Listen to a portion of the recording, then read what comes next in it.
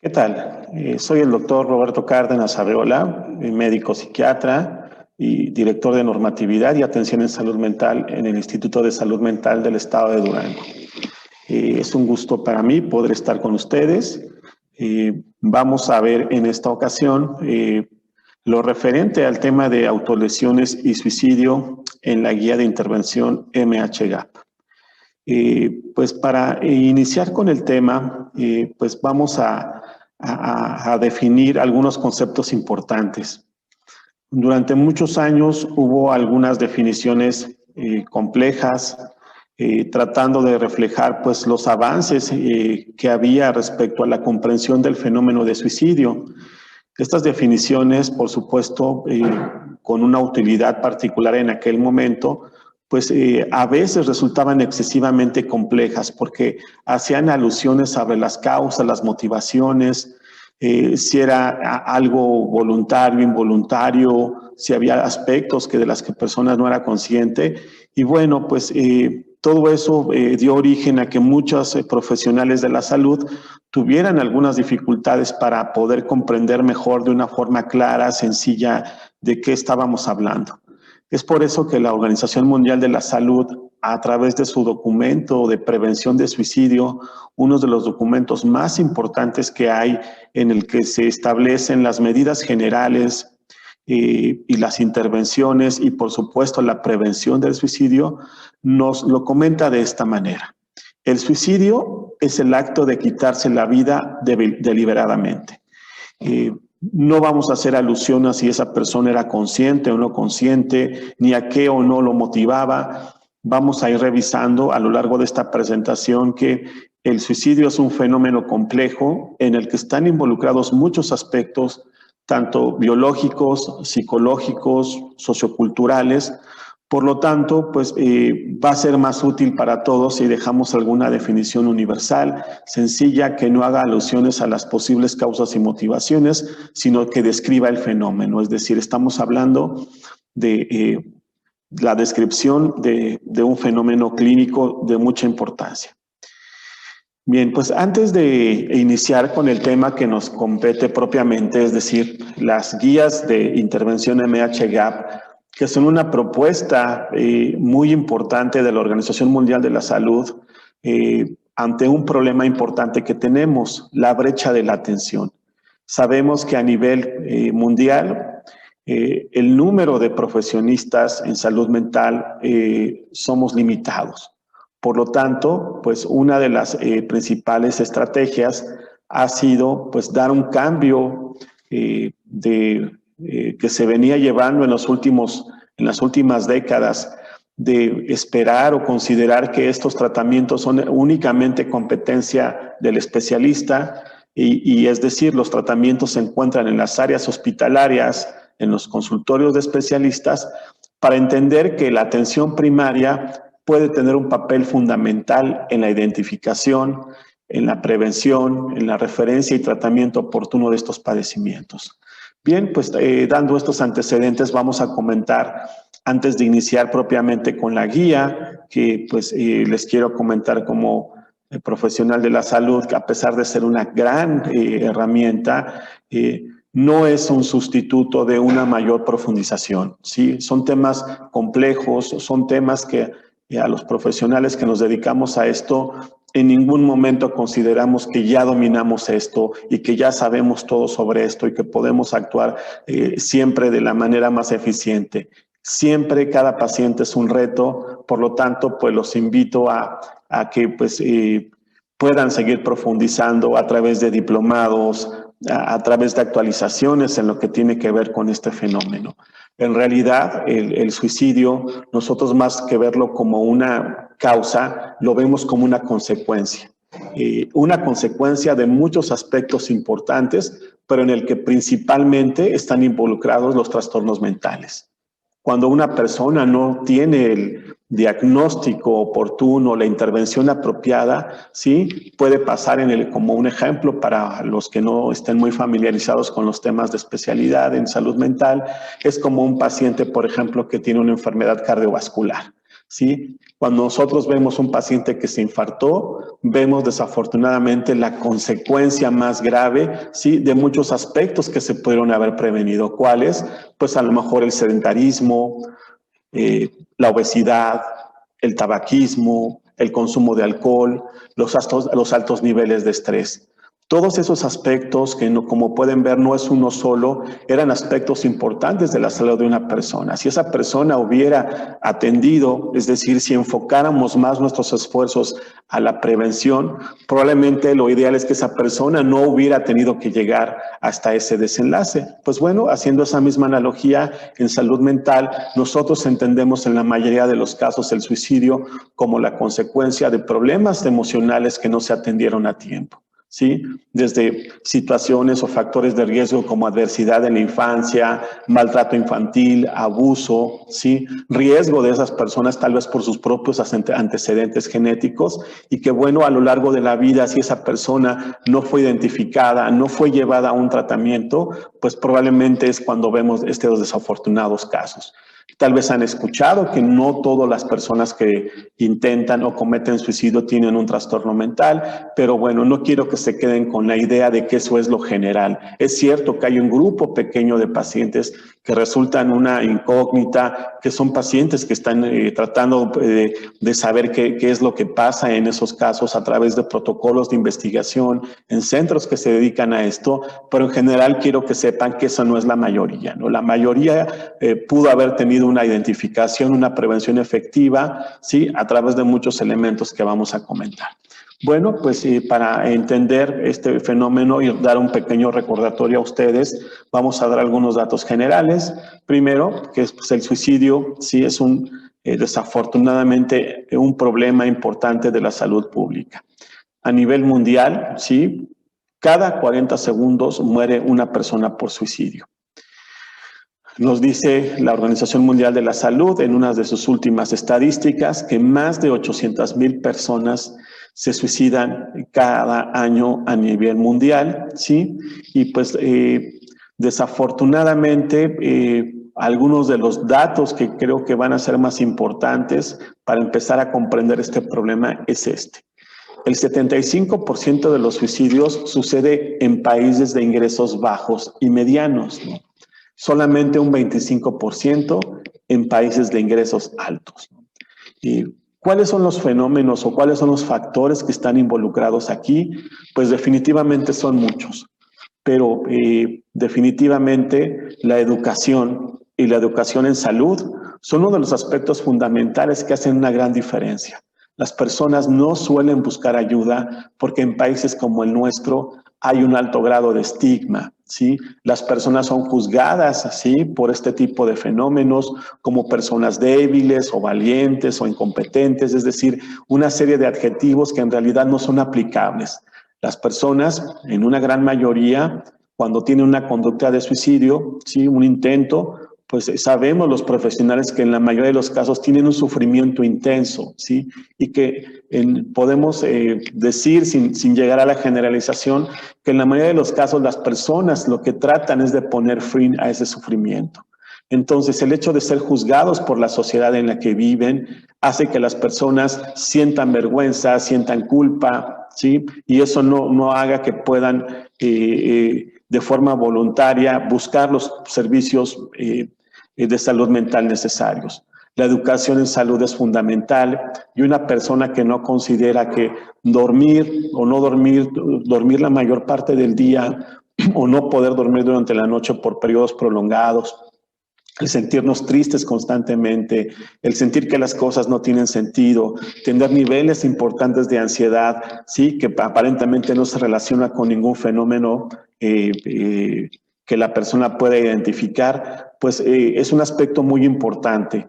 Si nosotros pensamos que esos no son signos y síntomas de algún problema que subyace, pues entonces las personas van a dar explicaciones mágicas, equivocadas sobre sus síntomas, ¿no? Yo les pongo un ejemplo sencillo. Si nosotros tenemos fiebre y algún otro síntoma importante, síntomas respiratorios o gastrointestinales, Creo que la mayoría de nosotros no pensaría que eso es algo que debiéramos dejar pasar. Seguramente buscaríamos la atención de un profesional de la salud para identificar la causa y poder tratarla. Pues bueno, desafortunadamente países como el nuestro, la gente no tiene la educación y la cultura de conocer que estos en muchos casos son síntomas de un problema de salud mental y que si se hace algo a tiempo no tendríamos que llegar a las consecuencias más graves. Otro de los aspectos importantes en los países como el nuestro, ¿sí? Países de bajos y medianos ingresos, es el número insuficiente de profesionistas de salud mental y el número insuficiente de recursos físicos, ¿no? Es decir, no hay en muchos lugares fuera de las ciudades principales lugares donde se pueda acceder a tratamiento para estos problemas, ¿sí? Este ha sido obviamente uno de los aspectos más importantes que ha considerado esta guía y por lo tanto no consideramos nosotros que todos los problemas sean necesariamente que llegar hasta un especialista. Eso en algunos casos no va a ser viable, ¿sí? Pero sí podemos hacer mucho si podemos identificar y prevenir este tipo de conductas y si tenemos los conocimientos para actuar pues de forma oportuna. Hay otros fenómenos que están asociados en nuestras sociedades con las altas tasas de suicidio. Por ejemplo, el incremento en las tasas de abuso de alcohol y de sustancias son fenómenos que se han encontrado actualmente que se relacionan mucho con la conducta de suicidio. Y bueno, pues algunos de los aspectos culturales, es decir, cómo lo percibe la sociedad en este tiempo, ¿no? Una situación desafortunada es pues el sensacionalismo, el amarillismo con que se reportan estas notas de suicidio. Ya veremos más adelante que nos recomienda la Organización Mundial de la Salud que de hecho de derivado de estudios importantes de investigación se ha encontrado que la forma en cómo se comunican por los medios de comunicación estos fenómenos de suicidio puede tener incluso un impacto, generando sobre todo en la gente más joven, ¿sí? Los adolescentes, ¿sí? Adultos muy jóvenes, fenómenos de imitación, ¿sí? Es decir, tenemos mucha responsabilidad en cómo nuestros comunicadores van a hablar de este tema en los medios sociales, porque si no se hace de la forma adecuada, de hecho, eso puede ser algo que abone más al problema que a la solución. El suicidio es la segunda causa de muerte en personas de 15 a 29 años y definitivamente, pues, independientemente de que fuera cualquier edad, pues estas son las personas que están en pleno desarrollo, iniciando su vida académica, profesional, laboral, ¿sí? Y pues es algo que realmente nos interesa y nos ocupa como profesionales de salud, el saber que las personas de estas edades están muriendo por un problema que puede ser prevenible. A nivel mundial se han utilizado muchos métodos para hacerlo. Los plaguicidas son los que más se utilizan hablando a nivel mundial. El ahorcamiento, específicamente en México, es el método más usado. Y las armas en los últimos años se han constituido como como un elemento, un método de suicidio de las poblaciones. El hecho de que lo conozcan no es solamente para saber en sí qué método utiliza la gente, sino porque de ahí está derivada la prevención. Muchos países han tenido algunos resultados favorables, ¿sí? Haciendo medidas, leyes, evitando que las personas puedan acceder a medios letales, lo cual está comprobado que es una forma muy eficaz de prevenir el suicidio. Es decir, los adolescentes y jóvenes no deben de tener acceso a armas, ¿sí? No debe haber armas en casa, mucho menos en una familia en la que haya problemas de salud mental. El acceso a poder comprar venenos altamente tóxicos, pues es otra de las medidas que nos pueden llevar a prevenir estos desenlaces, ¿sí? Otro aspecto importante son los propios medicamentos. Desafortunadamente, pues parte de nuestra cultura mexicana, ¿sí? No generalizo, en muchos lugares las personas solemos tener grandes cantidades de medicamento que a veces ya no utilizamos, no sabemos para qué fueron prescritos. Pues bueno, tengan en cuenta que ese tipo de medicamentos pudieran ser la herramienta con la que una persona que está pasando por un problema de salud mental pudiera utilizarlo para intentarlo. Entonces, les hago la recomendación para que hagan una prevención comentándole, informándole a la sociedad, o si son clínicos con sus pacientes, pues evitando que tengan esta cantidad importante de medicamentos disponibles. El suicidio, pues es una tragedia por la pérdida de la persona en sí misma, es una tragedia para la familia, para la sociedad, ¿sí? Algunas estimaciones nos hablan de que por cada suicidio afectado hay 6 personas que van a estar afectadas íntima y profundamente. Es decir, el suicidio no termina con el fallecimiento de una persona, ¿sí? Las repercusiones que van a quedar a nivel familiar, ¿sí? Pueden durar, pues, décadas, ¿no? Eso es un impacto que realmente se trata de analizar en estudios de investigación, pero la verdad es que es muy difícil medir hasta dónde va a llegar la consecuencia de un intento. De ese papá, de esa mamá, de ese hermano, de esta hermana que murió por suicidio, va a dejar consecuencias muy importantes y pues nuevamente en países con altos niveles de estigma va a dejar más culpa, más vergüenza, son secretos, ¿sí? En el sentido de aspectos de los que no se quiere hablar. Hablar de suicidio es un tema tabú en sociedades como la nuestra. Por lo tanto, pues no solo tenemos la responsabilidad de haber intentado hacer todo lo posible para que una persona no llegue a este desenlace, sino que cuando ya sucedió desafortunadamente, sí tenemos que considerar que tenemos que ir a buscar activamente a esa familia y preguntar de forma abierta cómo está, ¿sí?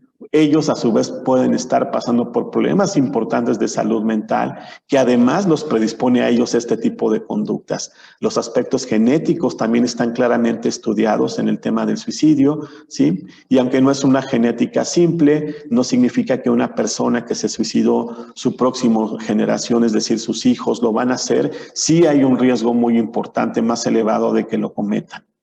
Bien, pues para hacer esto más puntual, pues bueno, ya les comenté, se entiende por suicidio el acto de matarse deliberadamente. Es un programa que sucede a nivel mundial. En este mapa que ustedes están viendo de la Organización Mundial de la Salud, nos muestra los lugares donde se presenta el suicidio, ¿no? En cualquier lugar que vean un color, ¿sí? De gris a azul, ¿sí? Son lugares donde se presenta. Entonces, como pueden ver, prácticamente no hay lugar de la faz de la Tierra donde no se presente este problema, salvo en los lugares que no están habitados o en algunos lugares que por diferentes motivos no hay un reporte apropiado a nivel de salud pública.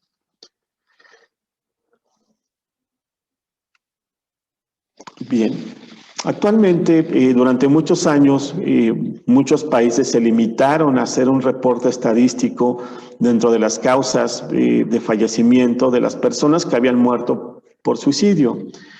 Actualmente sabemos que eso es útil, pero si realmente queremos trabajar en la prevención de este problema, tenemos que evaluar otros aspectos importantes, ¿sí? ¿Cuáles son? Pues algo que se conoce en la actualidad como suicidalidad, ¿sí? O comportamiento suicida, ideación suicida, que involucra diferentes fenómenos que son importantes de estudiar, ¿sí?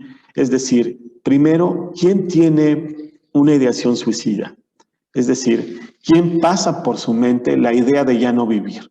Tal vez no tenga un plan específico, tal vez no es que lo esté considerando de forma inmediata, pero sabemos que las personas que tienen ideación suicida van a tener un mayor riesgo de tener posteriores intentos, ¿sí?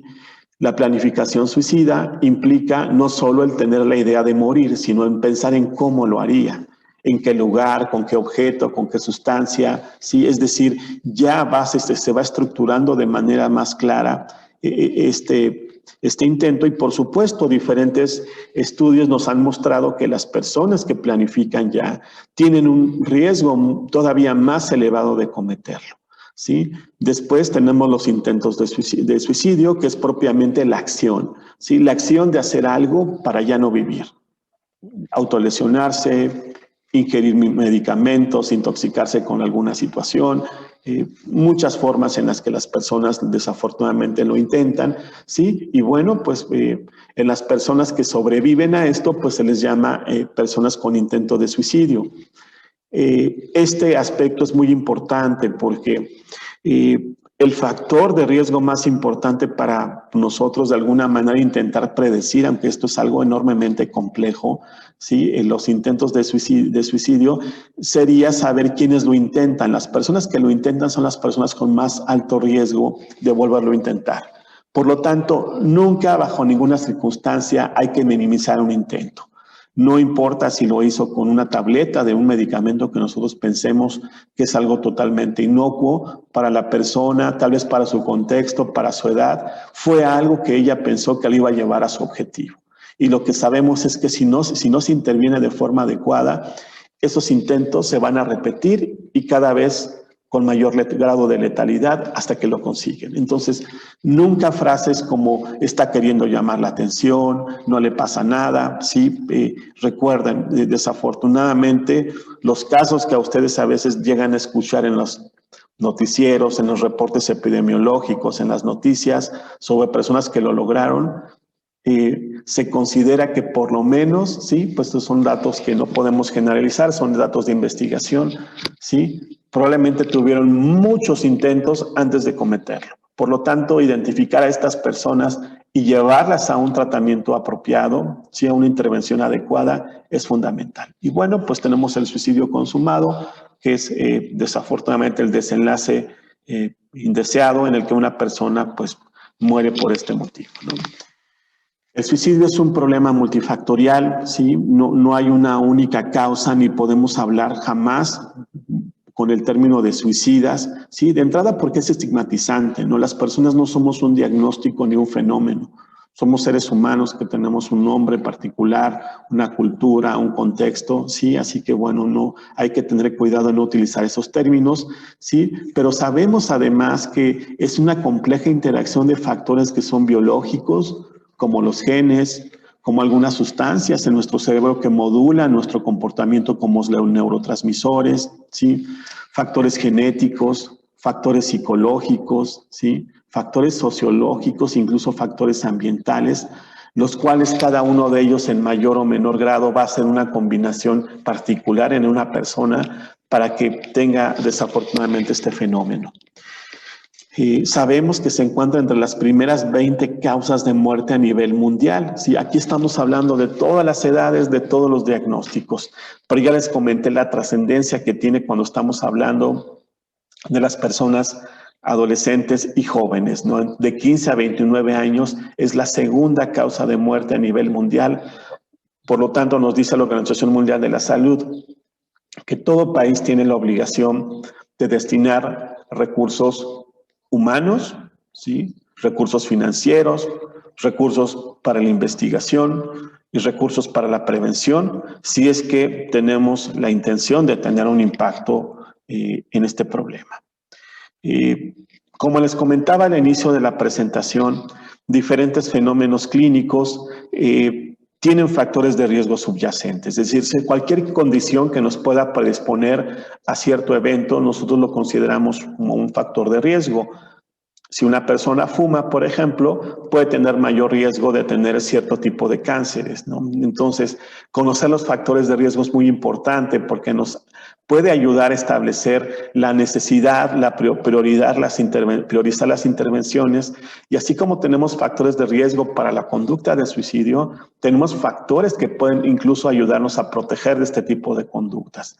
La prevención efectiva en salud mental implicaría trabajar sobre los factores de prevención para estimularlos, para hacer que las personas no tengan que llegar a esta situación. Y los factores de riesgo nos ayudan a entender qué personas pueden estar en mayor riesgo para no tener que esperar hasta que suceda el fenómeno y podamos hacer algo con anterioridad, ¿sí? Aquí en este gráfico que les muestro, ¿sí? No vamos a detallarlo porque no es el objetivo de esta sesión, solamente les quiero comentar que actualmente el suicidio se entiende como un fenómeno complejo, ¿sí? No podemos pensar que en algunas horas de un diplomado, independientemente de su calidad, del contenido. Yo sé que ustedes van a tener la oportunidad de escuchar a gente con una amplia formación y experiencia. Sin embargo, pues esto puede llevar mucho tiempo para tener los elementos básicos. Esto no se los digo para desanimarlos, al contrario, para que haya un mayor interés, ¿sí? Para que consideren profundizar sus conocimientos, ¿sí? Específicamente en este tema.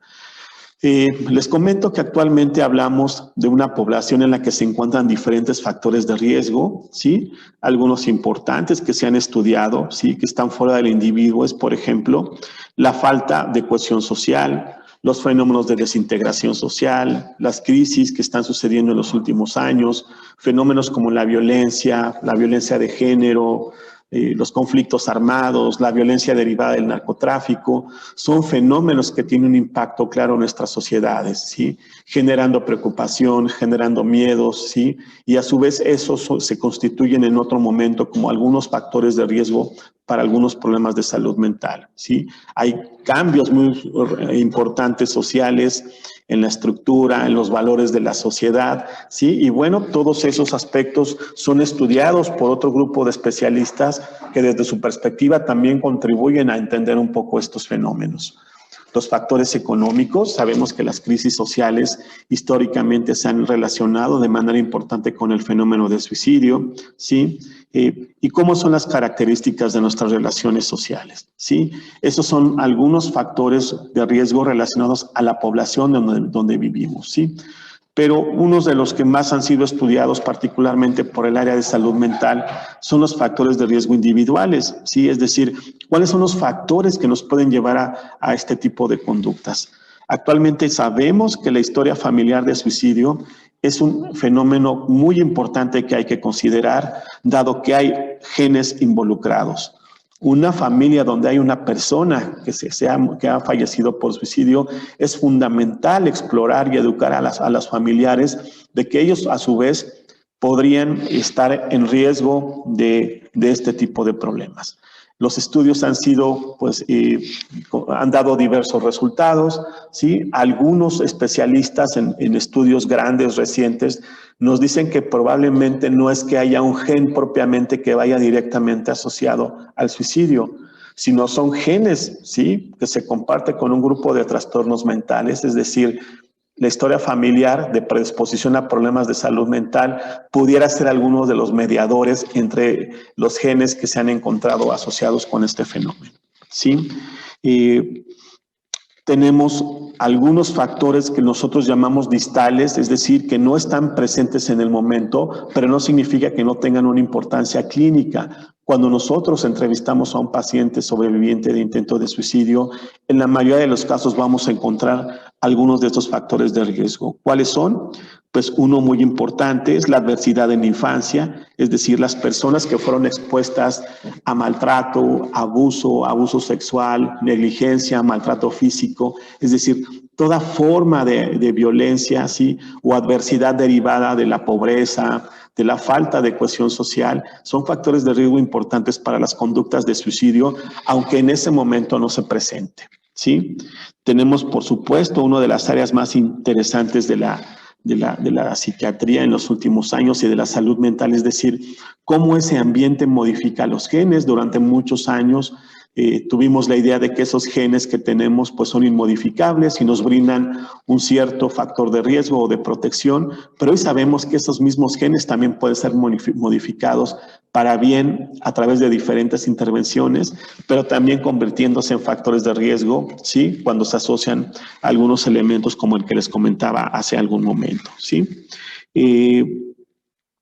A fin de cuentas, estos cambios epigenéticos van a hacer variaciones importantes, ¿sí? En diferentes áreas de nuestro funcionamiento, de diferentes áreas que tienen que ver con nuestro comportamiento y por lo tanto constituyen un factor de riesgo muy importante.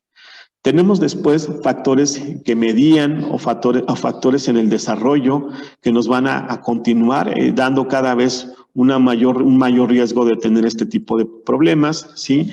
Están los déficits cognitivos, ¿sí? Alteraciones en la memoria específica, tener dificultades para la solución de problemas. Yo sé que algunos de ustedes no están muy familiarizados con estos términos, pero son conceptos que han derivado del estudio de la neuropsicología, el que nos habla de que algunas características, ¿sí? Pueden sernos favorables o no favorables. Generalmente el desarrollo de esas habilidades tiene que ver con familias donde se brinda soporte, donde hay comunicación, ¿sí? Donde hay un poco lo opuesto a lo que les comentaba hace un momento, ¿sí?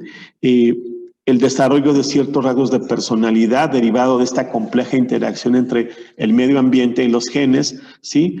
Puede manifestarse en personas que tengan altos niveles de ansiedad o dos rasgos del comportamiento que son especialmente algo que debemos de tener en cuenta. Las personas altamente impulsivas, es decir, las personas que pareciera que no midieran las consecuencias de sus actos, actúan siempre de forma apresurada, aunque a veces se arrepientan o no lo expresen de las cosas que hacen, y las personas que tienen la tendencia a ser agresivos son dos rasgos de personalidad muy importantes relacionados con el fenómeno de suicidio, ¿no?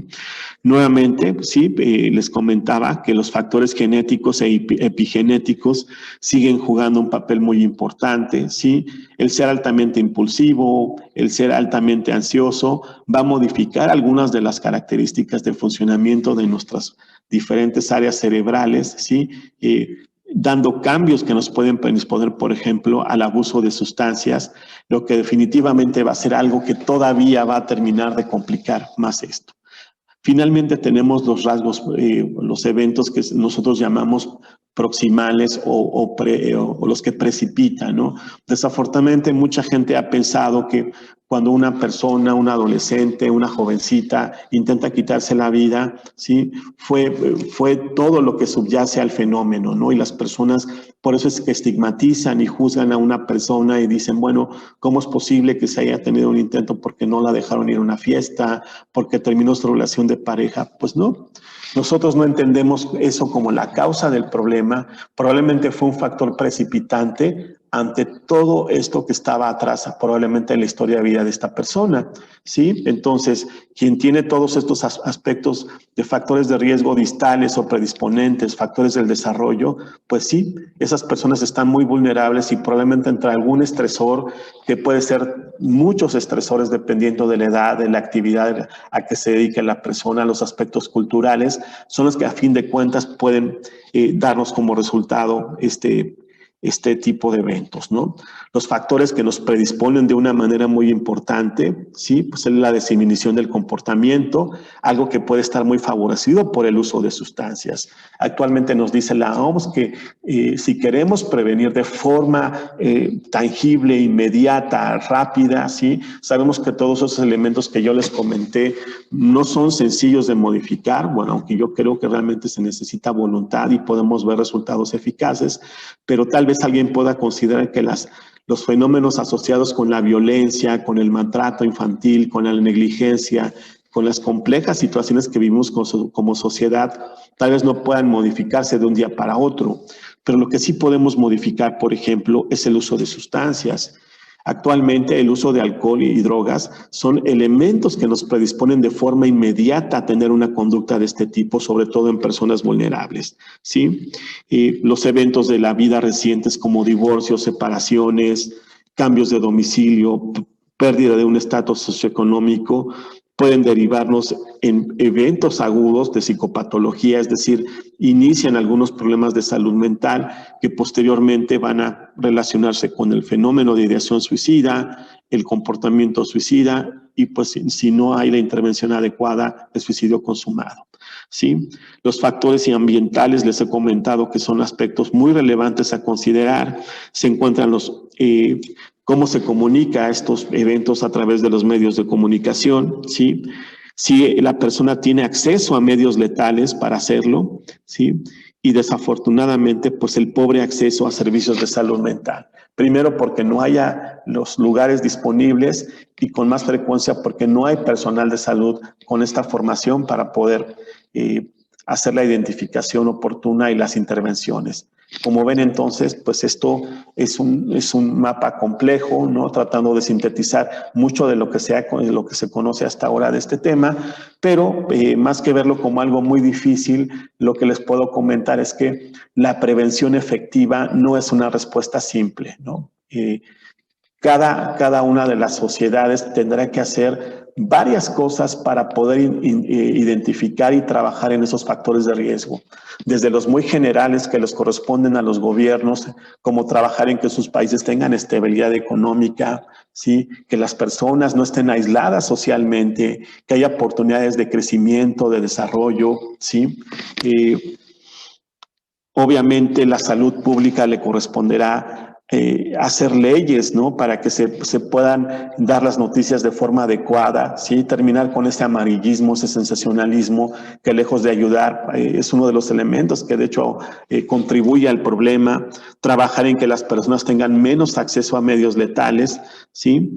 Y por supuesto, ¿no? Parte de esta iniciativa es crear mayores recursos de salud, sí, pero recuerden, no solamente es un solo elemento. Sí se requiere más personal de salud, pero se requiere infraestructura en salud, se requiere investigación en salud, ¿sí? Y por supuesto, hablando de los factores de prevención, tenemos muchísimos en los que podemos actuar. Tal vez en la genética, sí, sea difícil considerar que podamos modificarla. Tal vez haya estudios interesantes todavía en proceso de investigación, pero esta todavía no es algo que podamos llevar de manera en este momento a la práctica clínica. Lo que sí podemos hacer es algo importantísimo, como prevenir la adversidad en la infancia, prevenir la violencia contra los niños, prevenir el maltrato.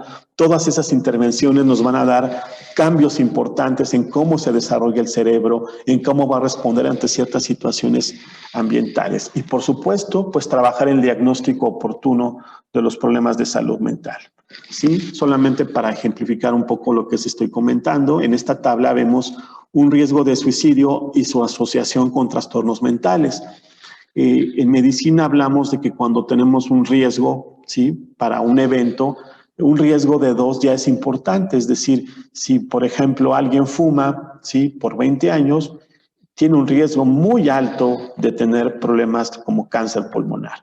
Pues bueno, solamente vean el riesgo que nos otorgan algunos de los trastornos mentales comunes. Una persona que tiene un trastorno de la conducta alimentaria, particularmente de tipo anorexia, tiene 23 veces más riesgo de morir por suicidio que una persona que no lo tiene.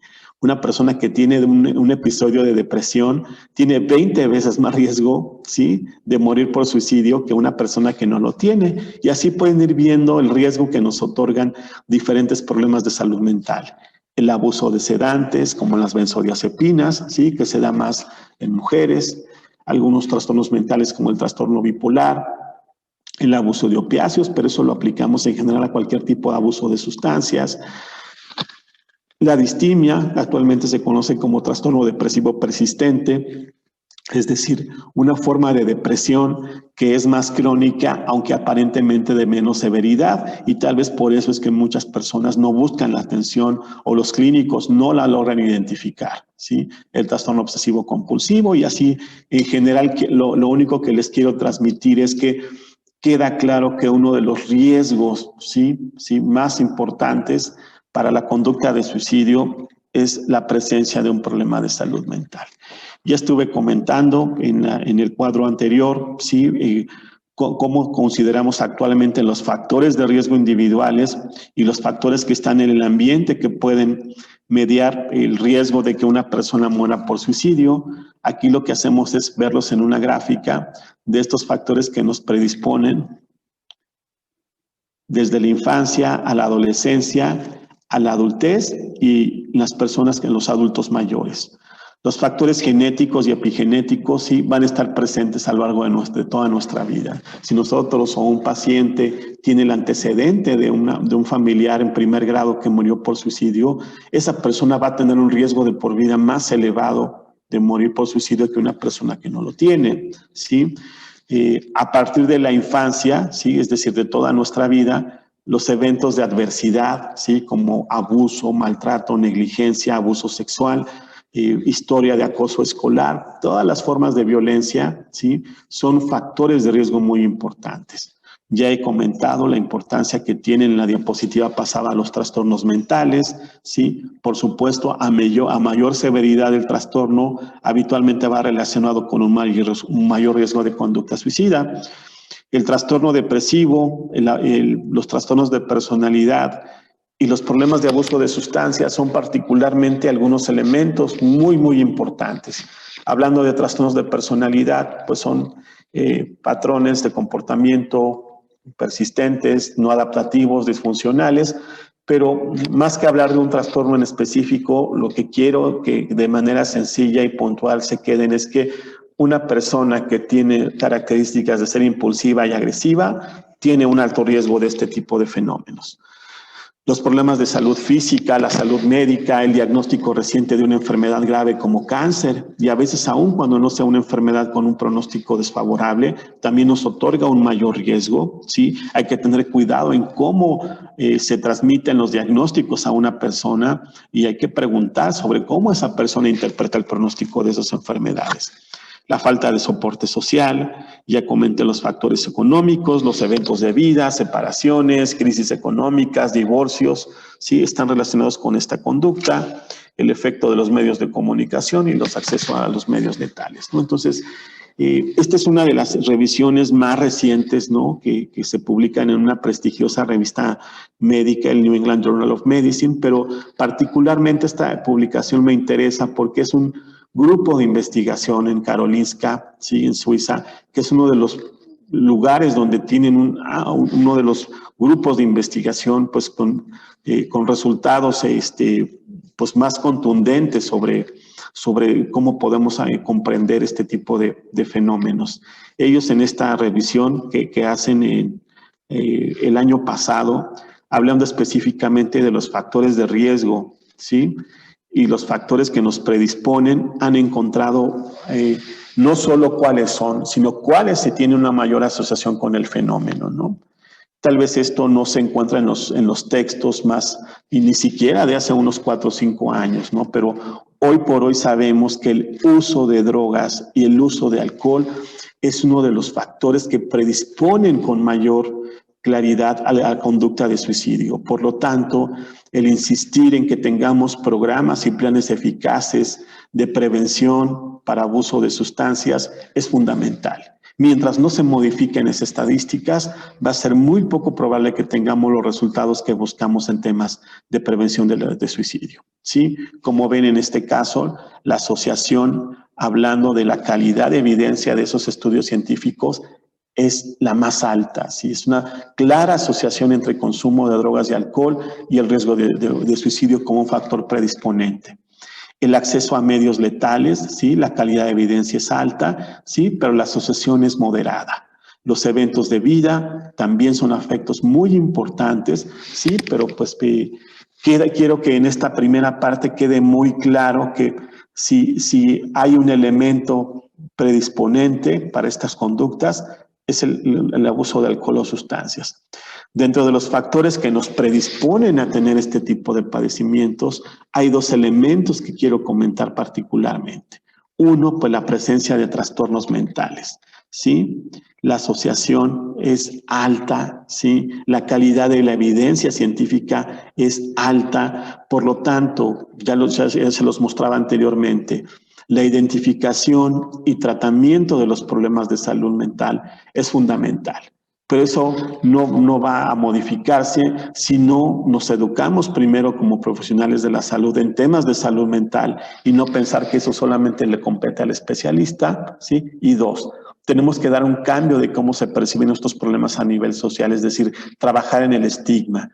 Mientras las personas asocien el suicidio o los problemas de salud mental como problemas que no nos competen, como problemas de debilidad de carácter, muchas cuestiones equivocadas, pues la gente no va a buscar la atención para tratar esos problemas y por lo tanto, como les comentaba al inicio, un problema que no se atiende después va a tener consecuencias y estas son las consecuencias. Entonces, quiero que quede claro que entonces el suicidio no es ese fenómeno aislado, incomprensible del que a veces es como nos los tratan de manejar los medios de comunicación. Había muchas cosas muy importantes que estuvo viviendo una persona antes de que llegara a esto. Y si se hubiera detectado, ¿sí? Se hubiera invitado a la persona a hablar sobre lo que pasaba, pues se pudo haber tenido una intervención más favorable, ¿no? Bien, pues para concluir esta parte, en la población general un intento de suicidio no consumado es el factor individual de riesgo más importante para la conducta de suicidio. Por lo tanto, toda persona que ustedes conozcan que lo ha intentado, es imperativo que sea acercada y llevada a un proceso de salud mental, ¿sí? Este es uno de los estudios, pues yo algunos de los muchos que hay, pero este es un estudio particularmente interesante que les quiero comentar. porque es un estudio con población mexicana, ¿no? Este estudio llevado a cabo por la doctora Corina Benjet y colaboradores nos habla de los predictores de conducta suicida en adolescentes, ¿sí? Un estudio longitudinal, es decir, son chicos que se están estudiando por un periodo de varios años, son estudios muy valiosos que nos dan información importante para ver qué factores son los que pueden relacionarse con que se presente la conducta de suicidio y dos, con que se siga presentando a lo largo de la vida. Bueno, pues este es un estudio con más de 1,000 participantes. Se evalúa el comportamiento suicida, la ideación, el plan, los intentos en 2 etapas. Estas personas se valoraron cuando tenían entre 12 y 17 años y después cuando tenían 19 y 26, entre 19 y 26 años. Y lo que buscaron era saber qué factores sociodemográficos y psiquiátricos o eventos de la vida predicen la incidencia y la remisión de la ideación del plan o el intento suicidio a lo largo de los 8 años del estudio. Pues bueno, encontraron datos pues, interesantes desde un punto de vista científico, pero pues resultados que nos deben llevar a tomar acciones, porque son datos pues realmente preocupantes. En la muestra, ¿sí? Que encontraron, vieron que un 13% de la muestra, es decir, 1 de cada de esos 10 adolescentes, tenía la idea de morirse. Creo que esta cifra, si no la representamos a nivel de una población del país, pues es una cifra muy, muy alta, ¿no? Un 4.8% ya pensaba en cómo lo podría hacer, ¿sí? Y para esa fecha un 6% ya lo había intentado. Ese es otro de los mitos comunes, que los problemas de salud mental son problemas de la población adulta y en realidad muchos de esos problemas iniciaron desde la infancia y pues es una pena que a veces cuando como profesionales hacemos una historia clínica de un adulto, nos encontramos que había tenido intentos de suicidio en la adolescencia y en algunos casos incluso desde la niñez, sin que nadie lo supiera, y cuando incluso lo supo la familia, no lo llevaron a ninguna atención por el miedo, por el estigma, por todo lo que genera este tipo de comportamientos que a veces la familia no sabe cómo manejar. Pero bien, cuando analizan qué factores predicen el desarrollo, o sea, ¿qué es lo que puede relacionarse con que se desarrolle esta conducta de suicidio desde la adolescencia a la adultez? Pues vean el número de eventos traumáticos de la vida durante la niñez. Particularmente las formas de abuso y abuso físico fueron especialmente relevantes, no encontrarse en la escuela y el uso de tabaco. Nuevamente hay que tener cuidado con este punto. Todo chico que no esté estudiando, ¿sí?, debe tener su evaluación, como cualquier persona, su evaluación médica general cada cierto tiempo, pero siempre interrogar y buscar activamente qué está pasando con ese chico, cómo se encuentra, cómo se siente. Los factores que predicen que persista este comportamiento, es decir, ya vimos cuáles pueden relacionarse con que aparezcan, pero ¿qué hace que una persona realmente se mantenga con estos comportamientos suicidas a lo largo de la vida? Pues creo que con los datos que les comenté anteriormente no va a haber mucha duda, ¿no? Los trastornos mentales, ¿sí? Algo muy interesante es que, aunque típicamente los trastornos como la depresión se asociaron de manera más clara con los fenómenos de suicidio, hoy sabemos que particularmente en adolescentes de nuestro país, pareciera que los trastornos de ansiedad pueden tener mucha relación con estos temas de trastornos mentales. Por supuesto, la depresión fue uno de los más importantes, ¿sí? Los trastornos de conducta, sí, ya lo verán en alguno de esos módulos de MHGAP, ¿sí? Estos chicos que tienen muchas dificultades para seguir las normas sociales, ¿sí?, desde formas más leves hasta más graves, ¿sí?, tienen un especial riesgo de tener ideaciones que pasan a los intentos. Bien, esta es una diapositiva que replico con autorización, una de las capacitaciones que tenemos a nivel nacional, ¿sí? El doctor Gadi Sadiki es el comisionado nacional para el tema de las adicciones en nuestro país, ¿sí? Y él nos dice en una conferencia, ¿sí?, que 1 de cada 10 pesos que gasta el sector salud en el país se destina a tratar padecimientos asociados con el abuso de alcohol, ¿sí? La cirrosis hepática, lesiones en vehículos, dependencia, homicidios, todo lo negativo que lleva el alcohol para las sociedades.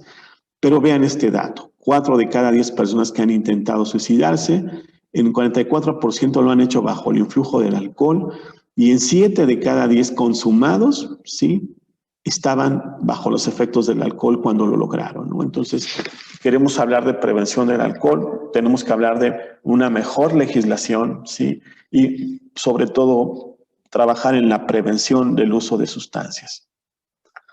Bien.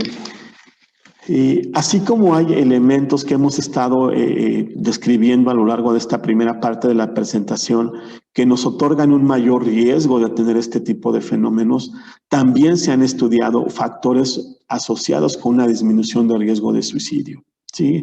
Esos aspectos ya han sido replicados en diferentes procesos de investigación, estudios.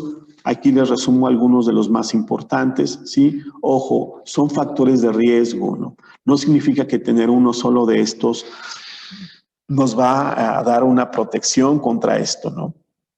Ni significa que una persona que tenga un factor de riesgo necesariamente vaya a tener la conducta de suicidio, ¿no? Por eso están constituidos como factores de riesgo, ¿no? Pero bien, pues el tener una red de apoyo social bien desarrollada, el vivir en una cultura donde se puede hablar abiertamente de los problemas, donde no se juzga, sino se invita a las personas a recibir atención, ¿sí?, a través de información, a través de líneas nacionales de prevención de suicidio, son elementos muy importantes que nos dan una disminución del riesgo de morir por esta causa, ¿no?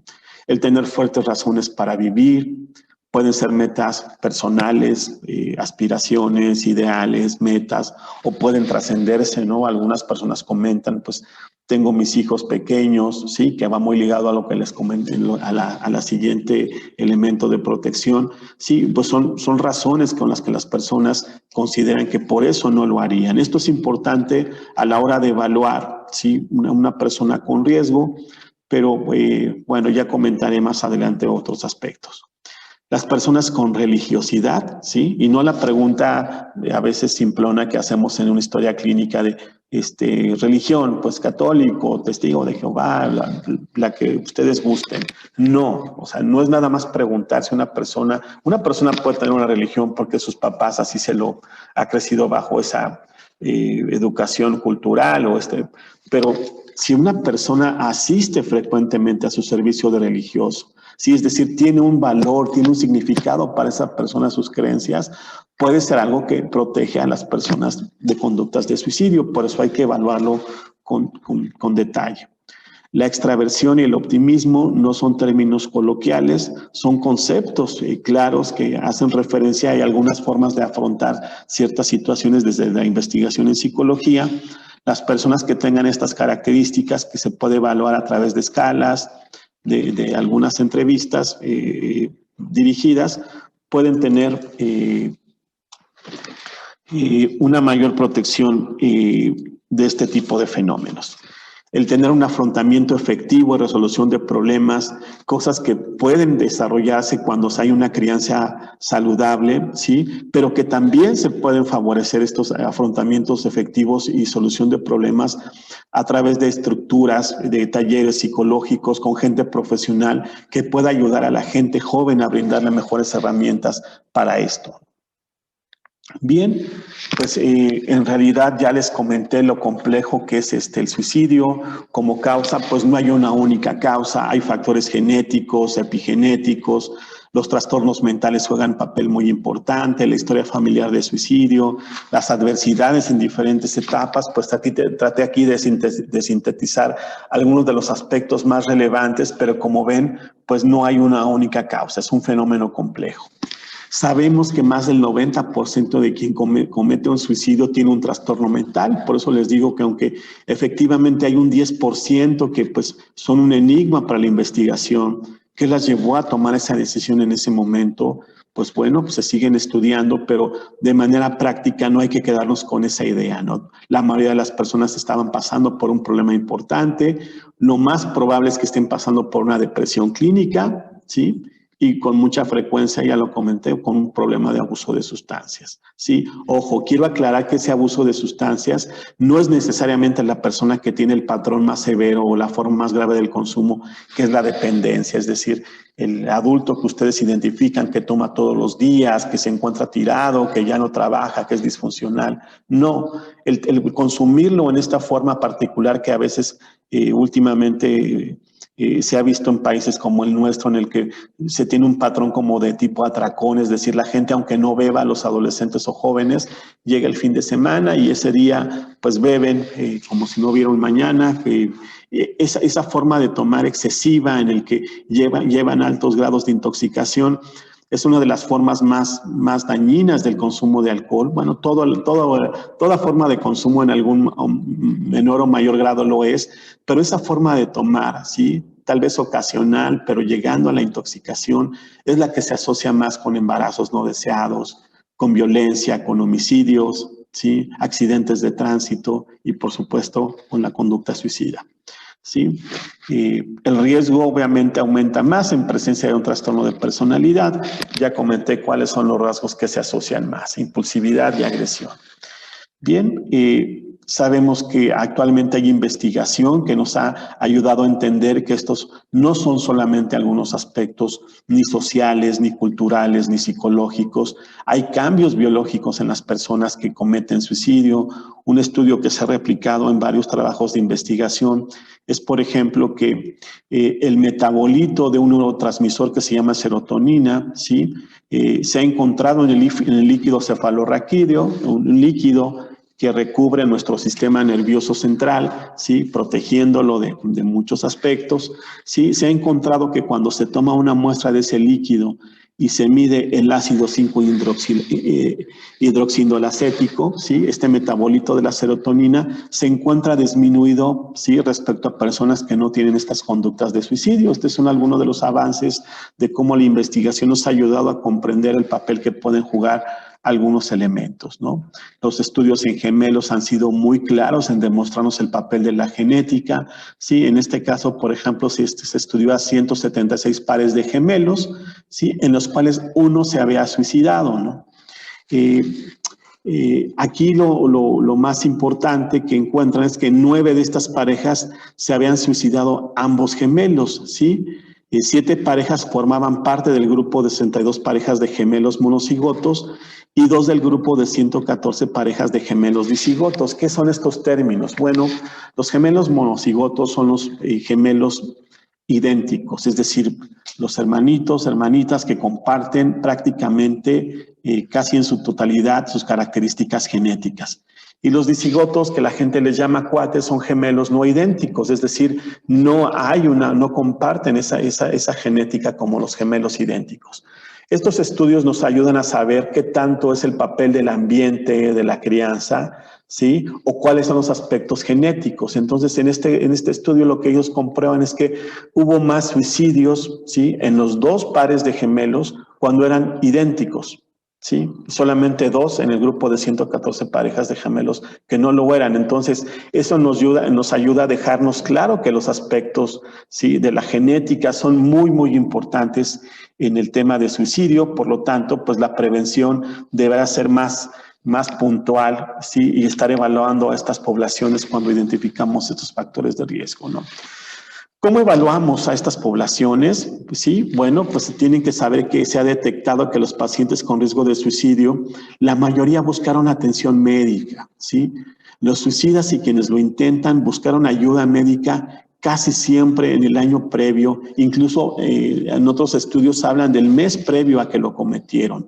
Las personas intentan a veces hablar de estos problemas, ¿sí? Pero a veces el médico, al no tener en cuenta estos fenómenos, al no tener la formación adecuada, puede caer en el estigma de que hablar puede inducir ideas de suicidio. Eso es algo totalmente falso. De hecho, muchas personas están buscando la oportunidad de ser escuchados, de no ser juzgados, ¿sí? Y esa es la parte probablemente fundamental en la que ustedes pueden incidir, ¿no?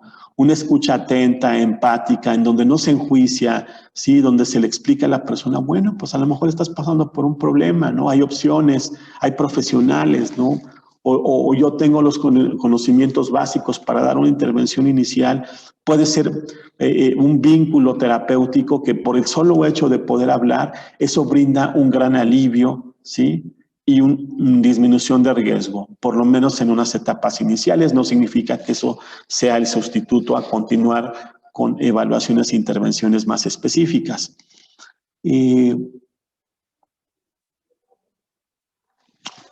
Por lo tanto, pues estas son oportunidades de intervenir.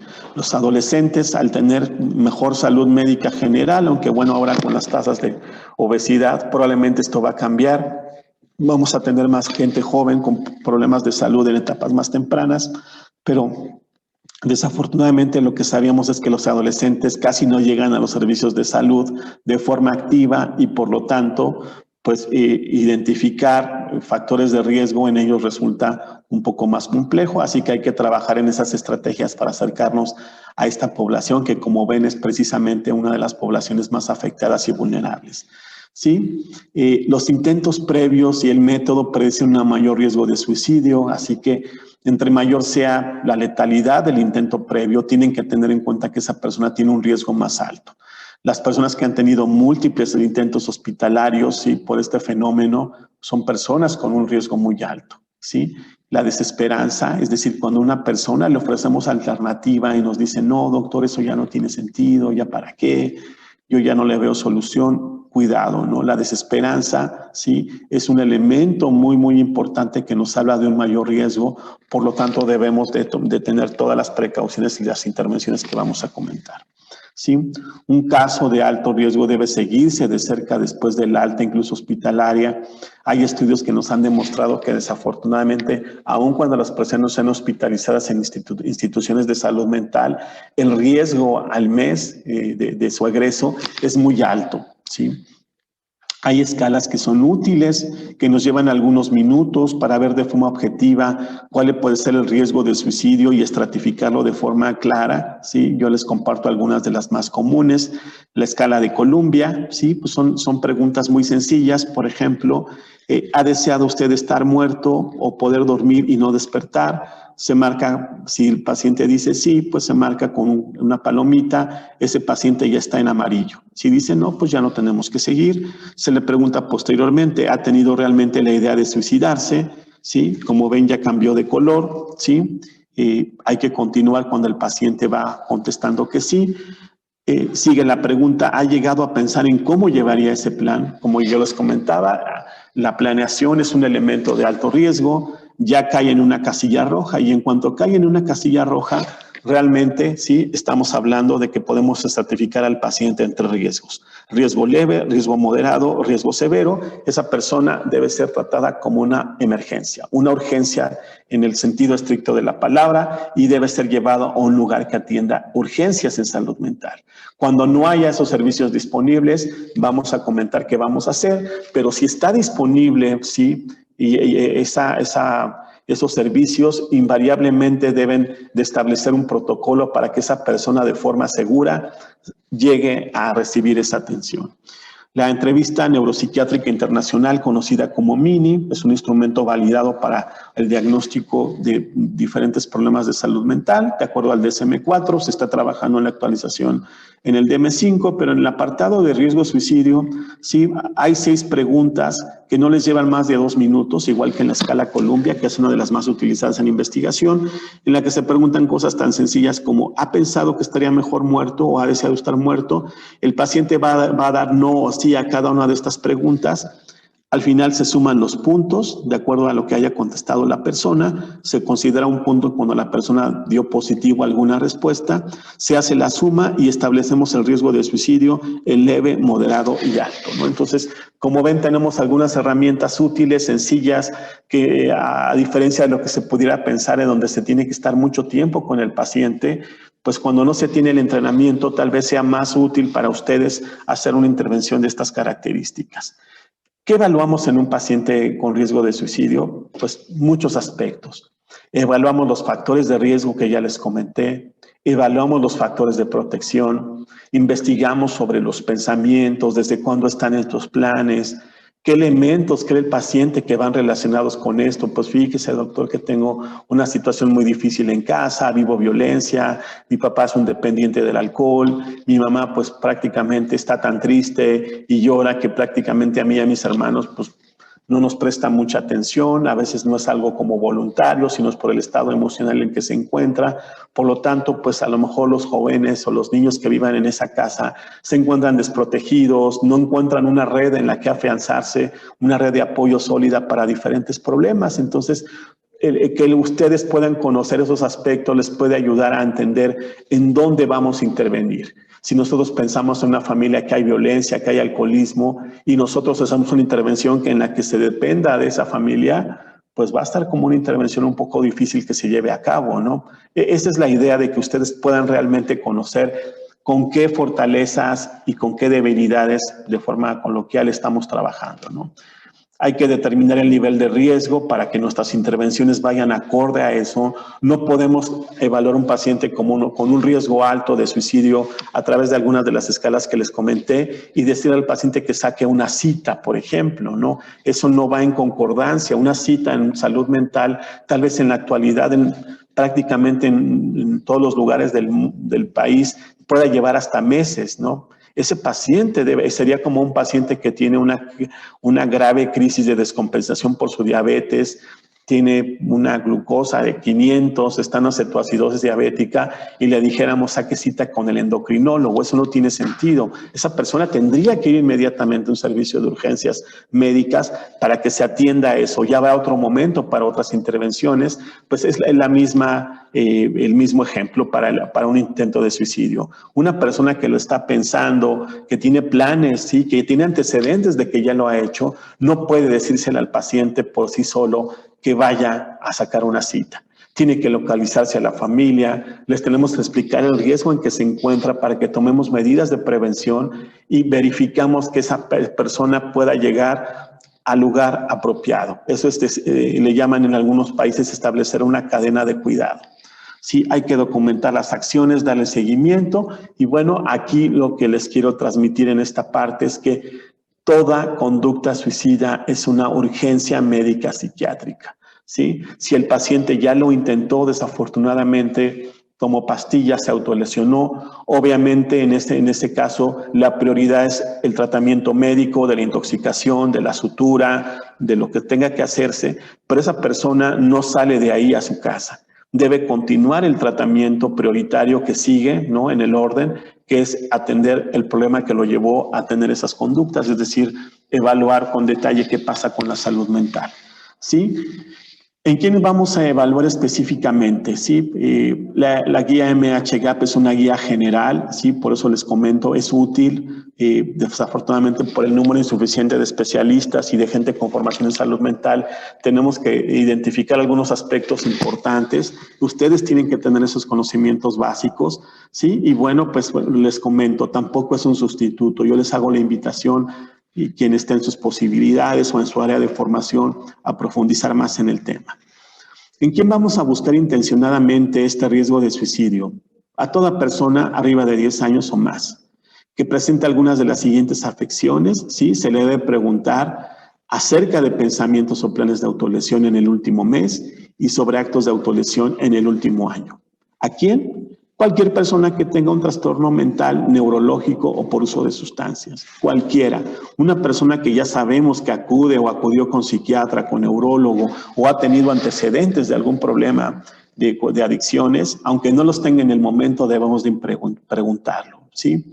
En las personas que tienen padecimientos relacionados con el dolor crónico, ¿sí? Personas en espera de una prótesis con limitación funcional, algunas lesiones que pueden ser de muchos tipos, reumatológicas, neurológicas, pero que cursan con dolor crónico, pueden ser un factor de riesgo muy importante para conducta suicida, ¿sí?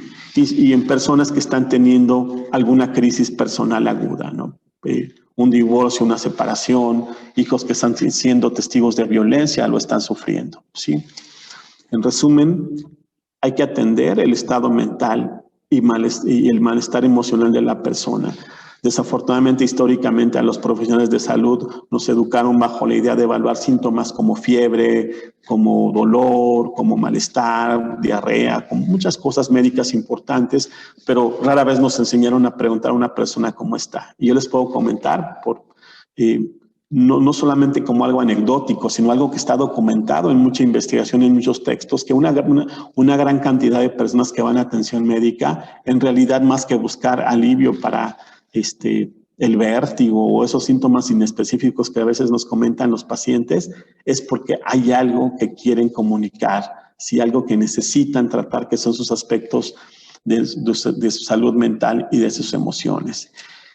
Por lo tanto, es prioritario, ¿no? Si hay una estrategia que puede ayudar y puede ser la más valiosa antes de iniciar, antes de hacer preguntas acerca del suicidio, hay que establecer una relación de confianza. Pero esa relación de confianza no va a aparecer en las personas como por generación espontánea, ¿no? Si nosotros no tenemos el conocimiento, si nosotros no leemos qué son los problemas de salud mental, de dónde surgen, por qué son mentiras que las personas sean débiles o fuertes o con muchos adjetivos que les ponen, ¿sí? Si nosotros no trabajamos en nuestro propio estigma, pues realmente no vamos a poder escuchar a un paciente de forma neutral y el paciente lo va a sentir y probablemente pues no se va a sentir animado a seguir nuestras recomendaciones. Entonces, la primera invitación que les hago es a leer un poquito más. No tienen que ser ni especialistas, ni mucho menos. Hay excelente información básica en las guías de práctica clínica, en páginas de salud mental como la Asociación Psiquiátrica Mexicana, la Asociación Psiquiátrica Americana, el Instituto de Salud Mental de Estados Unidos, donde hay folletos para pacientes y familiares, donde nos explican de forma muy clara qué es un problema y por qué surge. En la medida que nosotros tengamos más conocimiento y menos estigma, primero nosotros mismos le vamos a poder transmitir eso a las personas. Y entonces sí vamos a poder ser empáticos, ¿sí? Es decir, nos vamos a poner en los zapatos de las otras personas, ¿no? Y entender que frases como desafortunadas, como gente que está en un servicio de urgencias y le dicen, pues es que yo voy a atender al paciente hipertenso porque él sí quiere vivir, a ti no te atiendo bien porque tú no te interesa vivir, son cuestiones totalmente fuera de lugar, ¿no? Esa persona tiene un sufrimiento, solo que es de otro tipo y pues a veces por nuestra formación no logramos identificarlo, ¿sí? Hay que aceptar siempre que la persona tiene una autonomía, ¿sí? Algo difícil en países como el nuestro, donde predomina de hecho muchas cuestiones incluso ya que se han tratado de rechazar como obligar a tratamientos, ¿sí? Creo que no es la manera en psiquiatría ni en ninguna otra especialidad, ¿no? Si nosotros logramos explicar al paciente qué pasa, qué puede beneficiarse de un tratamiento, de una intervención, pues el paciente probablemente la acepte, pero para eso implica que nosotros también tengamos esos conocimientos. Es decir, hablamos de profesionalismo, de ética. Las preguntas sobre conducta suicida no provocan actos de autolesión, quítense esa idea, ¿no? Siempre que alguien quiera hablar de este tema, escúchenlo. Yo sé que nos genera a veces diferentes emociones, el pensar, ¿y si lo hace? ¿Y si no hice nada? Bueno, pues una vez que sabemos algo, solamente hay que comentarlo a una persona adecuada, a la persona adecuada, alguien que le pueda brindar la protección a esa persona y que la pueda orientar a recibir la atención, ¿sí? En realidad reduce la ansiedad asociada con los pensamientos o los actos de autolesión y ayuda a que las personas se sientan comprendidas. Y una persona que se siente comprendida no se siente sola, ¿sí? Y probablemente se sienta menos desesperanzada, ¿no?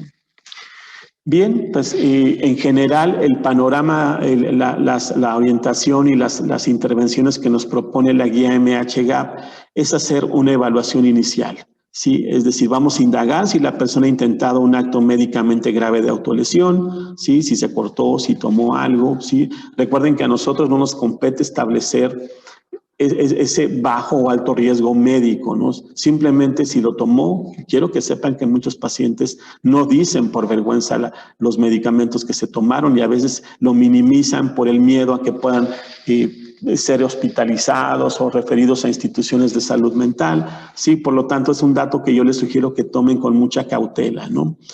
Hay que evaluar si existe un riesgo inminente de autolesión, es decir, la persona ya lo ha intentado y sigue pensando en hacerlo, se ha despedido, ha dejado cartas, ha regalado sus cosas.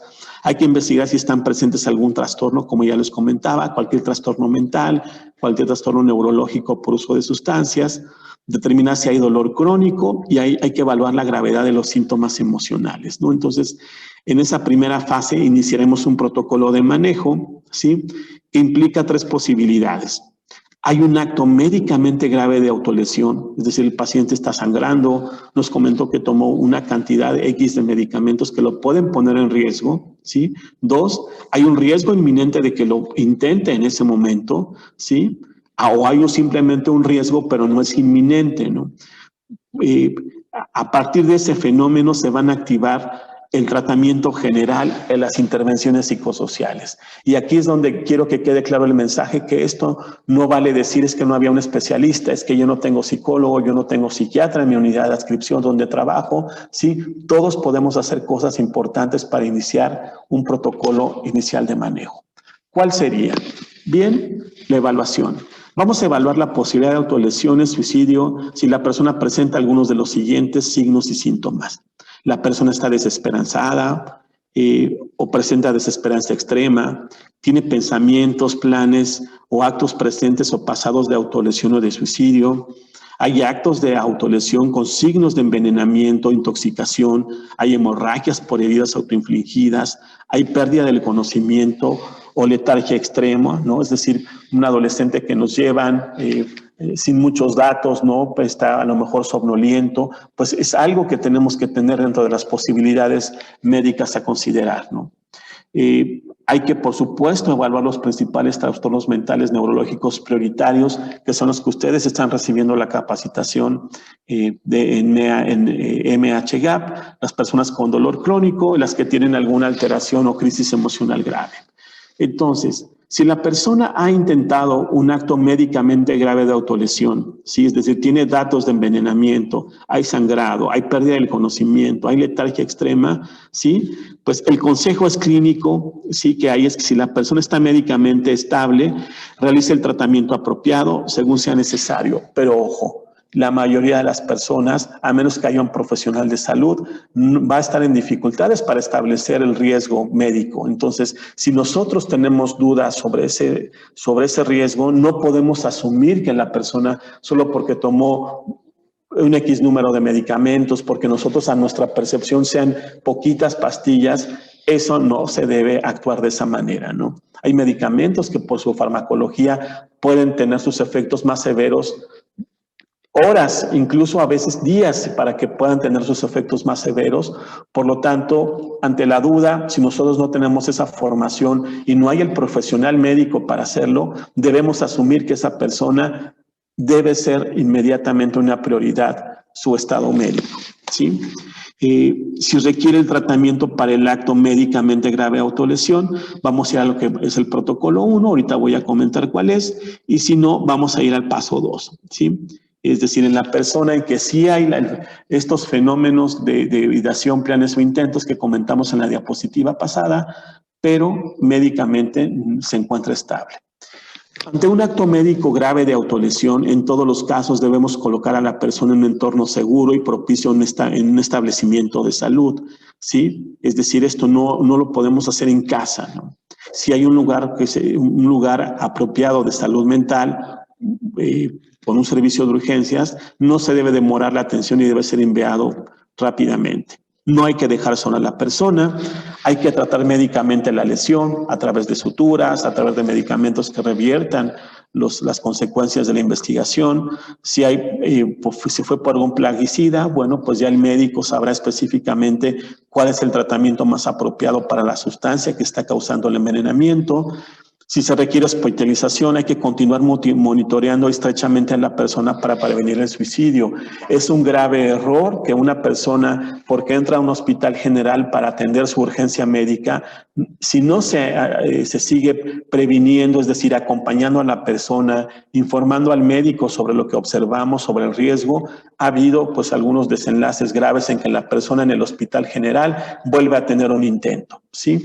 Hay que cuidar a la persona que se autolesiona, Hay que ofrecer y activar el apoyo psicosocial, es decir, no tiene que empezar ese apoyo hasta que la persona sale del hospital, ¿sí? Si hay un servicio de psicología, de psiquiatría, deben de actuar inmediatamente. Hay que brindar orientación y apoyo a los cuidadores que también tienen dudas, que tampoco conocen qué está pasando. Y por supuesto, siempre que haya un profesional disponible, hay que consultar al especialista en salud mental, ¿sí? Les comenté, el intento de suicidio es una urgencia psiquiátrica. Cuando hay riesgo de un acto médicamente grave, en ese momento se da prioridad, pero por algún momento nada más en lo que se atiende el envenenamiento, la sutura, eso se da en los hospitales generales, y una vez que se da esa primera atención, la persona debe continuar, ¿sí?, con el tratamiento prioritario por urgencias en salud mental, ¿sí? Cuando existe un riesgo inminente de autolesión o suicidio, ¿qué vamos a hacer? Hay que preguntar a la persona y sus cuidadores si se observan alguno de los siguientes síntomas. ¿Está el pensamiento o el plan de autolesión de suicidio en la actualidad? Sí, lo sigo pensando, sí. Recuerden que las personas a veces son honestas y francas en estos temas, solamente hace falta que los preguntemos, y si decimos una pregunta abierta como ¿sigues pensando en hacerlo? Muchas veces nos va a comentar la persona que sí, que es algo que no ha salido de su mente en esos días o incluso por mucho tiempo. Los antecedentes de pensamientos o de un plan de autolesión en el último mes o de un acto de autolesión en el último año, ¿sí?, en una persona que ahora está extremadamente agitada, violenta, afligida o no se comunica, ¿sí?, pues nos debe llevar a tomar las decisiones de los protocolos. Si es así, es que probablemente haya un riesgo inminente. Esto a veces puede ser algo subjetivo, pero muchas veces nosotros como seres humanos, en base a la empatía, podemos intuir en algunos casos, ¿sí?, la sospecha de que esto pueda pasar. Aunque a veces la persona por su estado emocional no quiera cooperar, está irritado, ¿sí?, está molesto o simplemente no quiere hablar. Si tenemos estos antecedentes que nos comenta esta parte del protocolo, pues bueno, hay que seguir con los pasos correspondientes, ¿sí? Bien, ante un riesgo inminente de autolesión, pues creo que queda claro la necesidad de intervención inmediata. Hay que eliminar los medios disponibles para autolesión o suicidio, medicamentos, armas de fuego, es decir, todos los métodos de acceso a estas sustancias que pueden ser, ya los comentamos al inicio de la presentación, cuáles son los métodos más utilizados, ¿sí? Crear un entorno seguro y propicio. Si es posible, ofrecer un área tranquila y separada para esperar el tratamiento, pero sin dejar sola a la persona. Hay que supervisar, ¿sí?, y asignar un miembro del personal o a un familiar para garantizar la seguridad de la persona en todo momento. Hay que atender el estado mental y alteración emocional. Hay que proporcionar psicoeducación a la persona, a sus cuidadores, ¿sí?, quitando estigma, educando, haciéndoles saber que esta persona probablemente esté pasando por un problema, que se puede recibir un diagnóstico, que puede recibir una atención eficaz. Hay que ofrecer y activar el apoyo emocional. Hay que ofrecer apoyo a los cuidadores y nuevamente, siempre que haya un recurso de salud mental formado, sea psicólogo con una formación clínica, un especialista médico en psiquiatría, pues hay que utilizarlo para establecer cómo vamos a continuar las medidas de intervención. Mantenga el contacto regular y hay que hacerle seguimiento periódico, ¿sí? ¿Existen antecedentes de pensamientos o de un plan de autolesión en el último mes o de un acto de autolesión en el último año? Si no es así, pues es improbable que haya un riesgo de autolesión o suicidio, pero si lo hay, si la respuesta es positiva, es improbable que haya un riesgo inminente, ¿sí? Pero todavía está el antecedente y puede haber un riesgo. Por lo tanto, es importante continuar con el protocolo 3. ¿Qué es el protocolo 3? Pues las personas que tienen riesgo de suicidio por su historia personal, por sus antecedentes, que aunque en ese momento su riesgo no sea inminente, debemos ofrecer y activar nuevamente el apoyo psicosocial, consultar a un especialista en salud mental si es factible y mantener un contacto regular y seguimiento periódico. Bien, pues los trastornos mentales más comunes que ustedes van a estar revisando en estas capacitaciones sobre MHGAP son la depresión, uno de los más importantes factores de riesgo para conducta de suicidio, junto con el uso de sustancias, pero también los pacientes con trastornos psicóticos, con epilepsia, ¿sí? Los trastornos de conducta en niños y adolescentes también confieren riesgo, ¿sí? Para este tipo de problemas, ¿sí? Por lo tanto, una de las formas más eficaces de prevenir la conducta suicida es la identificación temprana de estos problemas, ¿sí? Y no tendré que llegar a tratar a un paciente suicida, ¿no? Cuando se da el tratamiento apropiado para estas enfermedades, lo que estamos haciendo es disminuir de forma significativa el riesgo, ¿sí? Si la persona tiene un dolor crónico, sí, que la persona se encuentra en sufrimiento, pues hay que también canalizarla a los lugares apropiados de cuidados paliativos, de medicina del dolor, sí, esto puede tener un impacto muy importante. No se vale decir que una persona es parte de su enfermedad el hecho de que tenga sufrimiento y un dolor importante, porque eso la pone en mayor riesgo de suicidio, ¿sí? ¿Cómo atendemos a una persona con autolesiones? Pues hay que colocar a la persona en un entorno seguro y propicio en un establecimiento de salud. Ojo, un establecimiento de salud, ¿sí? Es una persona intoxicada o con autolesiones, no la podemos enviar a su casa, ¿sí? Si la persona debe esperar el tratamiento, ofrezca un ambiente que reduzca al mínimo el malestar. Si es posible, colócale en un área separada y tranquila bajo supervisión constante. Elimine el acceso a medios de autolesión y nuevamente consultar al especialista cuando esté disponible, ¿sí? Si va a recetar algún medicamento, es decir, usted es médico y tiene la formación apropiada, pues va a aplicar los módulos correspondientes para las intervenciones farmacológicas que ustedes van a estar viendo a lo largo del tiempo en su capacitación en MHGAP. Hay que evaluar para determinar si hay mejoría, está mejorando la persona, ¿sí? Una vez que ya se estableció la cadena de tratamiento y la cadena de cuidado, pues podemos disminuir la frecuencia con la que lo vemos, ¿sí? Continuar el seguimiento durante por lo menos 2 años, ¿sí? Y esto en algunos países se hace, por ejemplo, a través de llamadas confidenciales, de personal de enfermería de algún centro de salud. Bueno, pues solamente quiero saber cómo estás, si has tenido tus consultas a psicología, psiquiatría, si tienes el medicamento disponible. Ese interés, ese seguimiento nos puede ayudar a tratar a tiempo. ¿Sabe qué? Fíjese que no consigo el medicamento desde hace 2 meses, ¿no? Y aunque ahorita no me siento mal, o no muy mal, ya empiezo a notar cambios. Esta puede ser una oportunidad excelente de intervenir a tiempo cuando estamos dando un seguimiento, ¿sí? Hay que mantener ese contacto, les comento, ¿sí? Pues, de manera muy cercana durante los 2 primeros meses a cuando sucede un evento de autolesión, ¿sí? Y posteriormente, de acuerdo a la evolución, se puede ir espaciando, ¿sí? Esto es algo que la persona que da seguimiento va a ir estableciendo. Bien, pues estamos terminando este módulo de autolesiones y suicidio. Pues ha sido para mí un gusto poder compartir un poquito del conocimiento que yo tengo. Todos tenemos que seguir estudiando, todos que seguimos comprender mejor este problema. El mensaje final de despedida es que el suicidio se puede prevenir, ¿no? Hay medidas preventivas eficaces que ya están bien documentadas, no estamos descubriendo el hilo negro, sí, pero esto implica la participación e involucramiento de muchos sectores de la sociedad.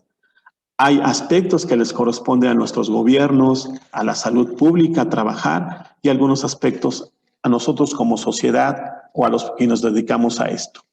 Hablando de los que compete a la salud pública, es restringir el acceso a los medios utilizados para suicidio, ¿sí? Es importante que haya legislación sobre la información responsable de los medios de comunicación, ¿sí? Hay que introducir políticas eficaces. Ojo, políticas hay muchas, pero políticas eficaces sobre la regulación del consumo de alcohol y drogas en México, porque si hay algo que nos quedan los especialistas de el aumento tan significativo que ha tenido en los últimos años estas conductas, probablemente entre otros factores, ese es uno de los principales, ¿sí? Por supuesto, el siguiente es la identificación y tratamiento de trastornos mentales. Por lo tanto, todo profesional de la salud debe tener los elementos básicos para sospechar y hacer una intervención temprana de detección, ¿sí? E idealmente de prevención en sus comunidades, ¿sí? Hay que hacer formación de personal sanitario, como lo estamos haciendo en este momento, y la sociedad, pues, trabajar en disminuir el estigma y no juzgar a las personas. Todos podemos pasar por un problema de este tipo, ¿sí? Este no tiene que ver con nuestra inteligencia, nuestras cualidades personales. ¿sí? Así que en la medida que menos generemos estigma y juzguemos a las personas, nosotros mismos también nos estamos dando la oportunidad de en algún momento poder recibir la atención apropiada. Bien, nos dice a fin de cuentas en el documento de prevención de la OMS que la clave es adoptar un enfoque integral, multisectorial, ¿sí? Muchos países no han establecido una estrategia nacional de prevención de suicidio. En México ya se está trabajando afortunadamente en este sentido, ¿sí? Pero como ven, hay muchas cosas que hacer. Hablando de administración pública, es decir, gobierno, sistemas de salud, la atención clínica que se da, hablando de medios de comunicación y la sociedad civil. Bueno, pues ha sido un gusto para mí compartir este espacio. Me despido y quedando a sus órdenes para cualquier aclaración. Gracias.